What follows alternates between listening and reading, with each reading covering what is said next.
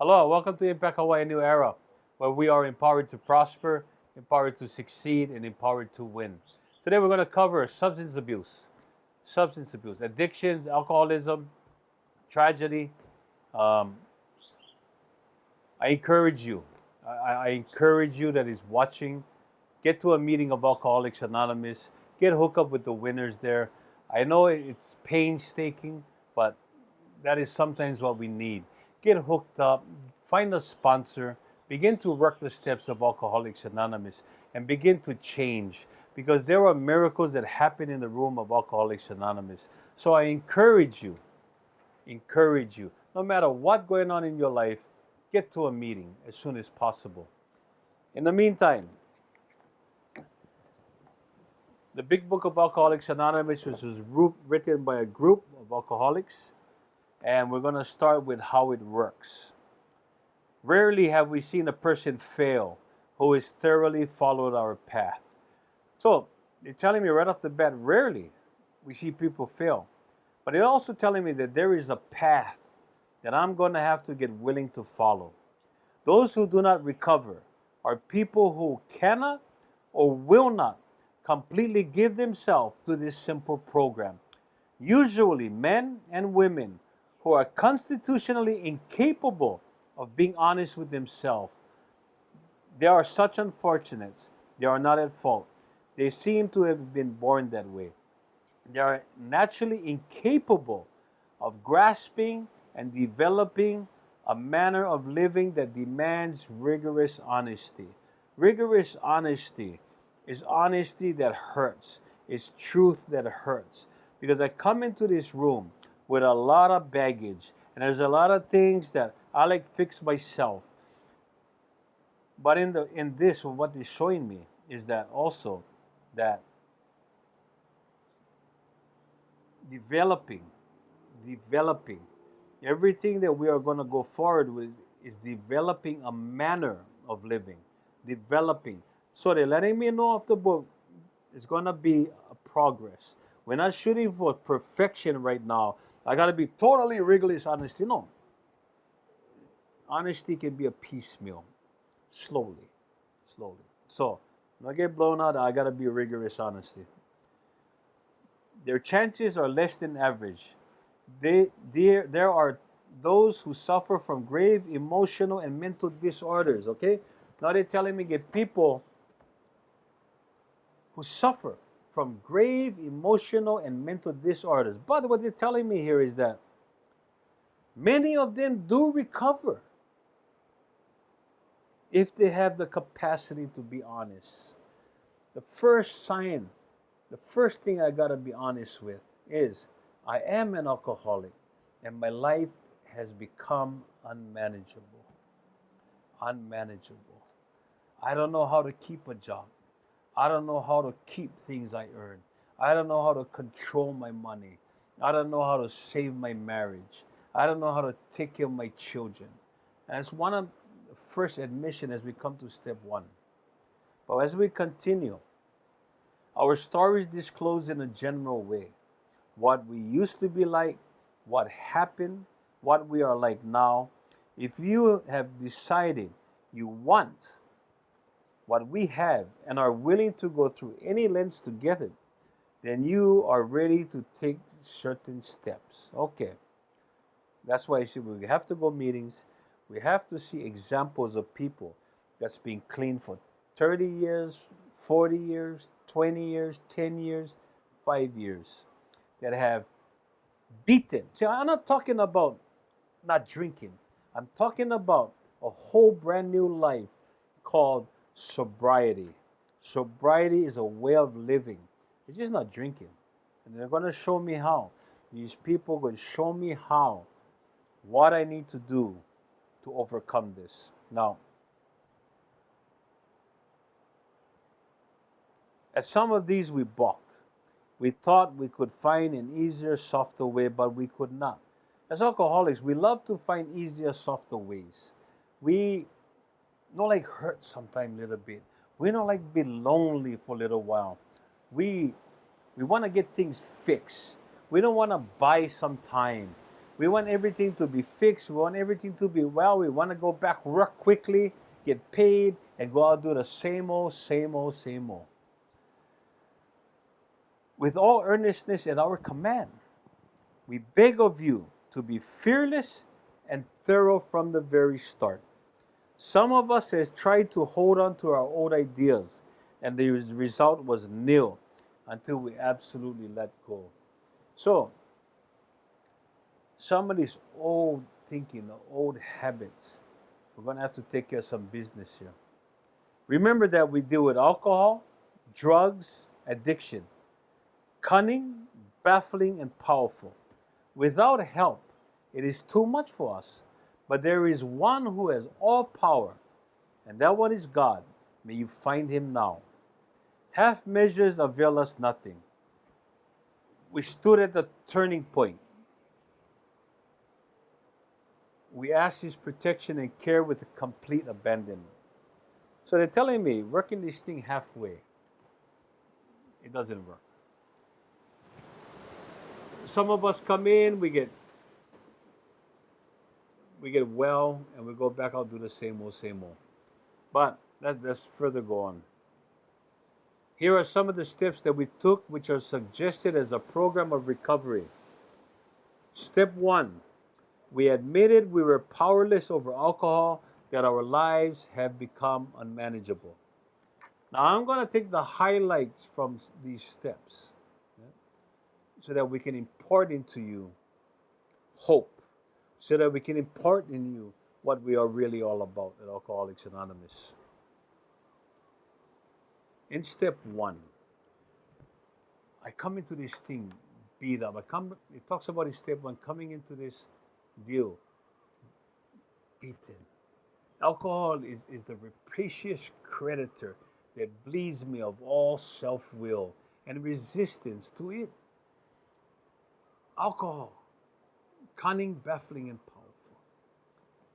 And it tells me in this step that I've got to hit a certain point in my life where I want to change, where everything I have done has led to prison, loneliness, and near death.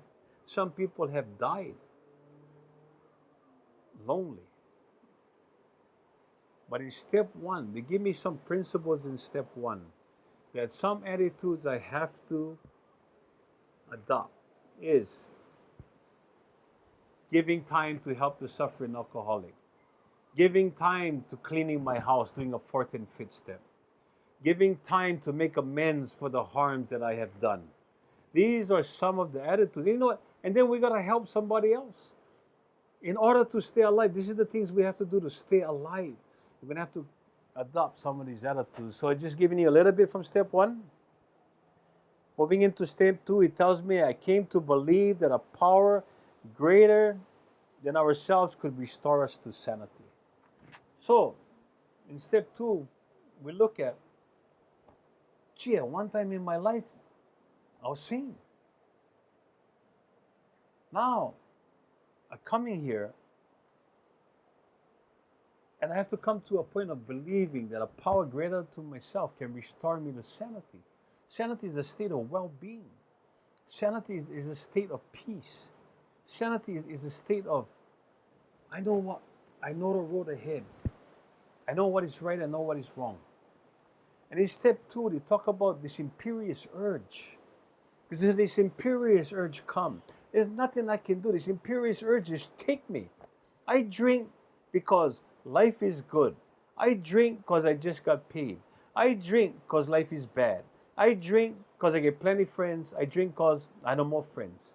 I drink because of the moment job. I drink because I got hired. I drink because I get on tidal wave coming. I drink because I'm tidal wave not coming. I drink on every occasion. And when this imperious urge hits, I need to be in a program of Alcoholics Anonymous, in the fellowship, where people can help me, where people can relate to what I'm going through. And that's why it's very important to find a sponsor. In step 2, we find out that there's 5 categories of people. The first category of people is called the belligerent one. The belligerent one is a man or woman that is savage, doesn't believe in God, never believes in God, and very primitive, always like fight, blah, blah, blah. Anyway, and there is a solution for this. A solution. That's why I encourage you to get with, because it's not hard. You hang around the meetings, hang around the meetings of Alcoholics Anonymous, hang around the winners, and you will find a higher power. Then number two is we come to the next one is called the bewildered one. It's the one who had plenty of faith before, but now no more faith. He no believe anymore. But God's there. But in a room of Alcoholics Anonymous, working with a sponsor, I promise you, if you work this step, you will find your lost faith. The third person is the self-intellectual one. This bugger really smart. He don't believe in God, he believes in himself or herself. And this is the one that is really hard. In fact, they're all hard. But this one really needs to stay close. Really, this guy like the strokes. Always like to help people, but gotta have strokes. And when we don't get the strokes, we get all offended, and then we get mad, and we go get high. And in Alcoholics Anonymous, we learn this thing called humility. So I encourage you, get hooked up with a sponsor and hammer out this step. The fourth person is the complainer. Always gotta come. I know blame. Complain and blame. Complain and blame. Complain, oh, it's because of my wife. Oh, it's because of my boss. These are the complainers. And the fifth one is the person that believe in God, but he believe God, not believe him. He is the person that always feeling sorry for himself and cannot stop drinking. And that's why it's very important to get in Alcoholics Anonymous, find a step study workshop. There is a lot of solid people in recovery that will take you through these steps and help you and get you on the other side. And Alcoholics Anonymous, the other side. In step three, made a decision to turn our will and lives over to the care of God as we understand Him. Okay. In step three, we find that these keys of willingness. That every time I make my mistake, I don't need to beat myself up. I can put in the keys of willingness and try again. Step three is where I really work close with a sponsor, and I begin to take these keys of willingness. In step four, made a searching and fearless moral inventory of ourselves. This step is pretty much the hardest step because this step demands a lot of action. In these steps, we learn about our instincts and how they are God-given, and it is a born intuitive power that lives in us. Born with this. But somewhere along the line, this power got all jammed up, all misdirected now. So, step four is where we go in. We go in and find out what would happen, and we try and move towards this correction. And we also talk about major human feelings in this step. We talk about the fears, conscious and unconscious fears. And the number one characteristic of an alcoholic is defiance. And we run on resentment. And resentment is usually created out of unconscious fears. Resentment grows. It's things not even real, and I'm mad. It was like, okay, somebody stole my lighter. And then next thing you know, you're blaming the guy for stealing something else. We begin to imagine imaginary wrongs. That's resentment. And it begins to fester, and it begins to grow, and we come into complainers. And then we start sneaking around, and we're in places that we shouldn't be. So step four is where I look on the wreckage of the past, and I move toward this correction so that I can come out on the other side. That I don't need to deal with the baggage of the past anymore. And step five, admit it to God, to ourselves, and to another human being the exact nature of our wrongs. For the first time, I found in step five that they talked about this thing called permanent sobriety. Permanent sobriety. This step is very important. Without step 4, 5, there is no permanent sobriety. There is no relief from the past because we keep on doing the same mistakes over and over. Cut. Up again. 5, 4, 3. Step 6. We're entirely ready to have God remove all these character defects. Step 6 is where we begin to kick in. After doing a fourth and fifth step and my house is clean and I'm on my way towards permanent sobriety, I begin to excel. I begin to start doing good. But then I come into step 6, let me know, these alcoholics, these people, let me know that I come so far into my new life that I hit a bump in the road or I hit a major challenge. And the first thing I do is I begin to literally turn around, and it says we retreat back into alcoholism. We retreat. We start to go backwards. We start to set ourselves up to drink. We begin to hang in the wrong places. And then next thing you know, we start to drink. So step 6 it's a very powerful step to remove these character defects. So be alert to this. As we go to step 7, humbly ask Him to remove our shortcomings. Step 7 is one of the most powerful steps for your new life. In step 7, it tells me about what I'm going to need. Before I even think of a job, before I even think about going back to work, I need to build character and I need to begin spiritual values. This too has top priority ratings before I think about material things. I have to start to grow in spirit. I have to begin to be hooked up with a prayer life. I have to begin to build character. Building character, you can come by being in service at meetings, being in service to churches, being in service to my fellow men. And that's what builds character. And it also lets me in step 7 that without this, I'm going to have to practice kindness, and perhaps go out of my way to understand people's problems. I cannot just make a snap decision call.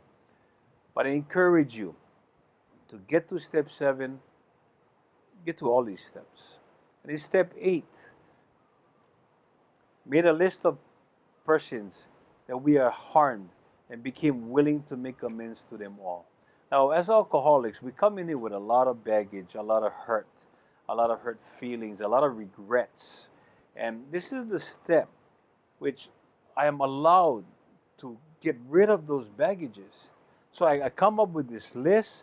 Usually from my 4th step, I begin to hammer out people that I have wronged. And then we come to step 9.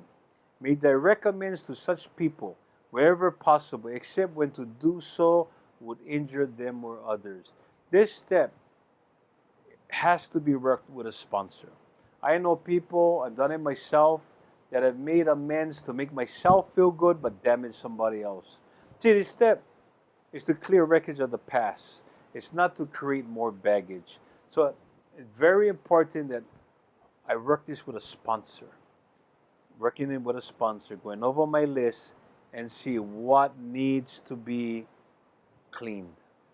In step 10, we continue to take personal inventory, and when we were wrong, promptly admitted it. In step 10, it talks about, it is a spiritual axiom that every time I get mad, something wrong with me. Something wrong with me. Every time I go off the handle, something wrong with me. There is no room for justified anger. I'm not qualified to handle justified anger. So it's very deadly to me to get angry. Because once this emotional, we go through emotional booby traps. And we get mad. And then mad brings on resentment. Resentment brings on more blame. So they're going to show me in step 10 how to sidestep this and how to overcome it and how to recognize it. In step 11, sought through prayer and meditation to improve our conscious contact with God as we understand Him, praying only for knowledge of His will and the power to carry that out. Step 11 is an awesome step. It was in step 11 that I found that constructive imagination was necessary. See, imagination. It taught me about constructive imagination, not stupid imagination, but constructive, of how to piece life back together. Constructive. And it also gave me these weapons to use. Like every day I get up, I can take a phrase with me to help me out through trying times.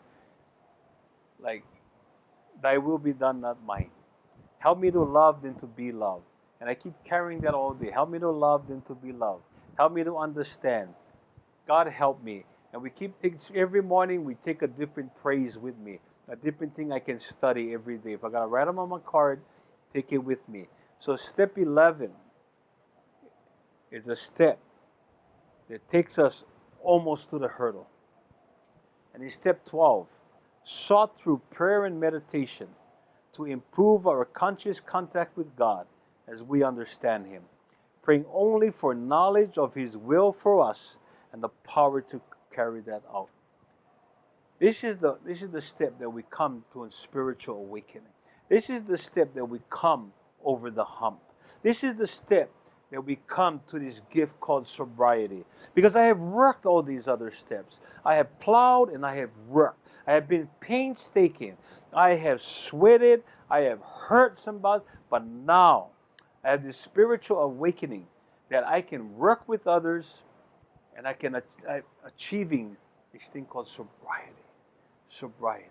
In step 12, these drunks come out with a very powerful statement. It says in that statement, I can never expect anyone to thank me. All those people I helped, I can never expect anybody to thank me. I cannot expect people to thank me for helping them to get their lives together, wife back, job. I cannot expect that. Because if I start expecting that, I set myself up. See, everything in this program is freely given. Freely given. And in order to keep it, I got to freely give it away. And this is a powerful, powerful steps.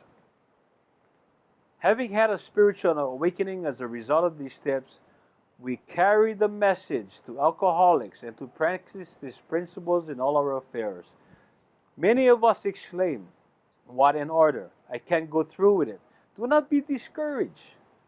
No one among us has been able to maintain anything like perfect adherence to these principles. So they're letting me know that we're no more perfection in this. We're no more perfection. It says here, we are not saints. The point is that we are willing to grow along spiritual lines.